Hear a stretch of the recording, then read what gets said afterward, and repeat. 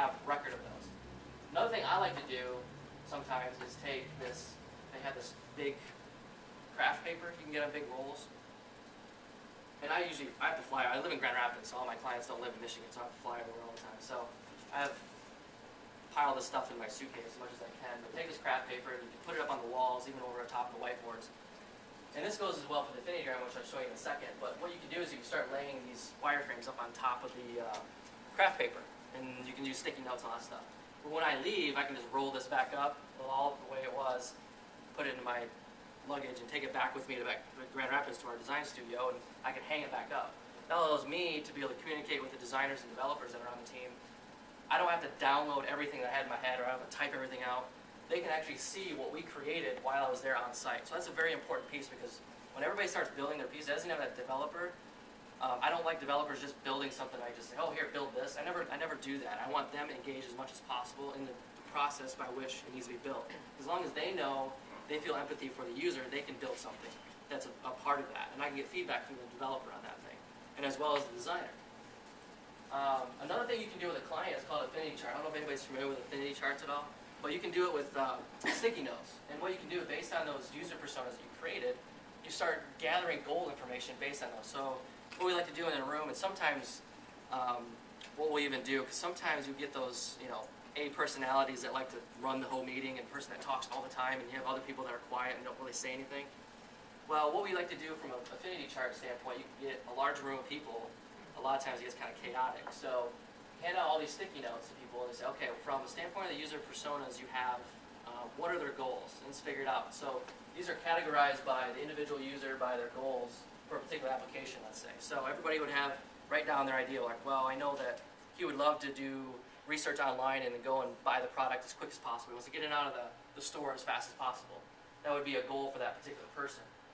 So then that person that wrote that on the sticky note could stand up, say what it is, and go put it on the wall. That way everybody has a voice. Not one person is managing the whole group. So it's more or less, when you go on site, do research, and do all this kind of stuff, you kind of got to manage the whole entire group. Sometimes you have executives that like to talk a lot, so you kind of got to try to balance all that kind of fun stuff.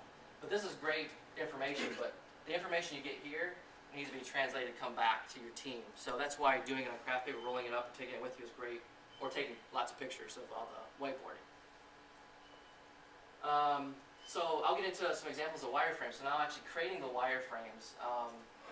So this is a starting point of where you're going to start placing the content. So it has nothing to do with design-related stuff, and I try to remove all color as much as possible to try to not influence anybody in design. But basically, it's just I do my wireframes. You'll see a little bit of the style. I have my own style for wireframes, but what it is just basically what it says. Wireframes is just laying out content in a way that shows priority a little bit with size, but it doesn't imply that if I put a search box in the upper right-hand corner or in the bottom left, it doesn't really imply from a design standpoint if that's really where it's going to be. So there's still flexibility, and when we start designing the design framework, you'll see how that kind of might play into it. I use fireworks, and that's just a preference of mine because I'm just comfortable with that. Obviously, from a Flash Catalyst standpoint, I have a little bit different idea on Flash Catalyst at this point. I've done a lot of stuff with, obviously, the new build and all that kind of stuff, but it's an interesting product, and I don't think it's quite there yet, but from a user experience standpoint, it's not quite the entire beginning to end flow. It's more of solving the designer to developer workflow, and it's just a piece of the puzzle that we do here. And I'll show you what I kind of replaced. I'm kind of like I said earlier, I'm the kind of live living person of Flash Catalyst, but so I build all my stuff in Fireworks, but that kind of translates over to design framework. When I work with designers, they build their designs in Fireworks, so they can use my wireframes as a starting point. And if Flash Catalyst were to follow that workflow, I'd love that to happen, but right now it's not quite there yet. I think it will be. I think it'll be a great application, but it's just not quite there yet. And obviously we'll do several iterations and refinement based on those, so there'll be quite a bit of turnaround between the wireframes, sending them over, doing a version of the client. We'll do Adobe Connect sessions. We'll go through them. I'll go on site, do a formal presentation, stuff like that. We'll get back information, and we'll revamp those over and over again. So here's an example of a couple of slides I have for wireframes. So this is a wireframe for what we talked about earlier, the hotel flight search application.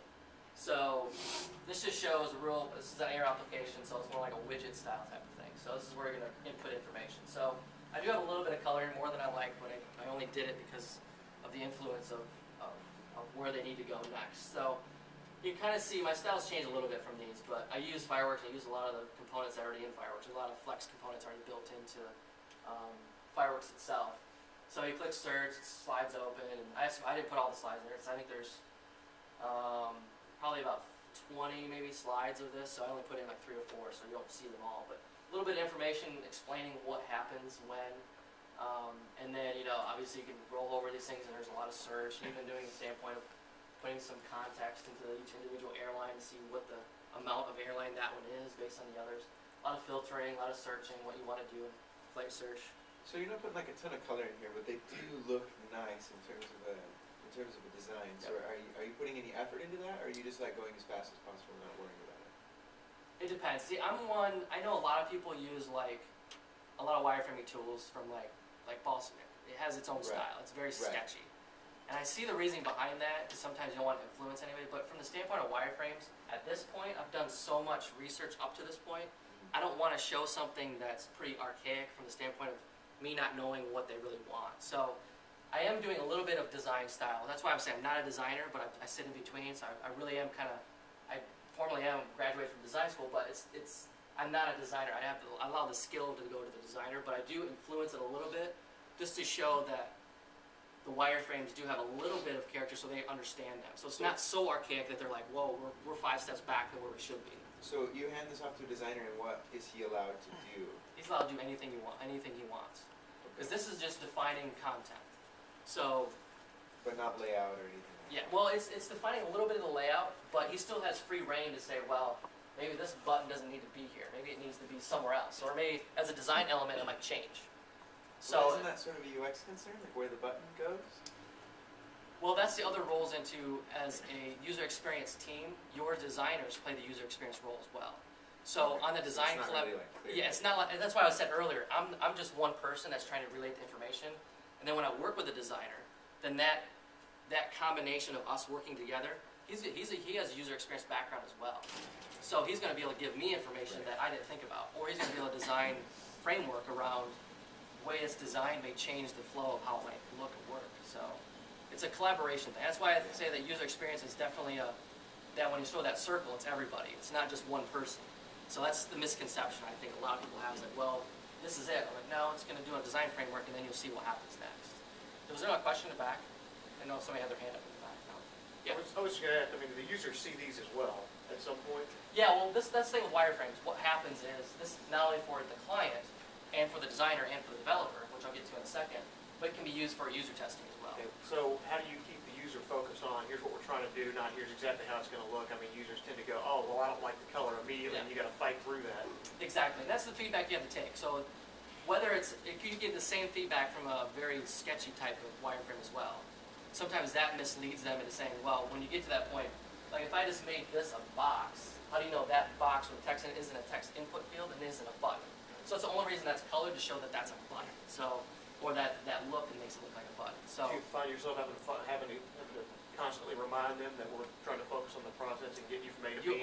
That's always a battle. That's always a battle with clients. It's always a battle with users, not so much, because they're going to give you feedback no matter what. Any feedback a user gives you is definitely good feedback. It's just a matter of how important that is in the piece of the process. So when you show design, you'll definitely see, when I show the design, you'll see that's drastically different than what these look like. So not drastically, but enough to know that it's been designed. So yeah, it's a battle you're always going to fight, and that's with clients, and that's with even internal people. That's with everybody. No matter how you design the wireframes, you're always going to have a battle of saying that's how it's going to be in the end. So, or that's how it's going to be in a design framework. If I give these wireframes, I give it to, say for instance, Francisco's here. He's a designer at Universal Mind. I give these to him. He's not just going to take this and apply design prettiness to it. He's going to think of it from a user experience standpoint, how this needs to be designed in his design world understanding. So he just knows this is the content he has to play with. So yeah, that's always a battle.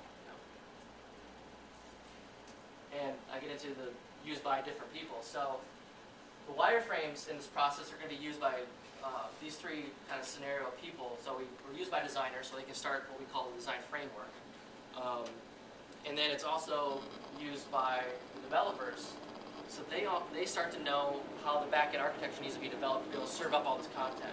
So if they need to write a backend service to be able to tap into some Cold Fusion or Java environment to be able to pull the data out of some database to be able to serve up this